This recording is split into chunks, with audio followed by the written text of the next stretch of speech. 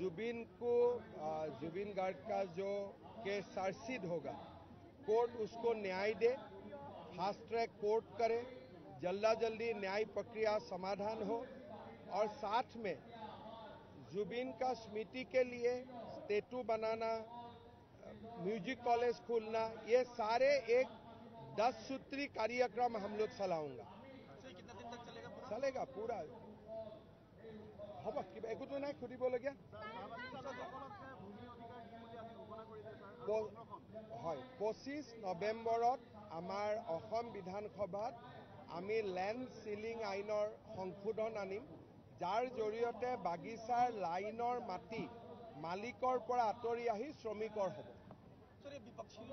চলো বেটা, আমাৰ অলৰেডি 3rd গেট 4th গেটত আছেই, তাক আমি সম্প্ৰসাৰণ কৰি দিম। MBBS আমি প্ৰত্যেক মেডিকেল কলেজত 4খনকৈ এখন কলেজ বাঢ়ি যাব, সিটো বাঢ়ি যাব।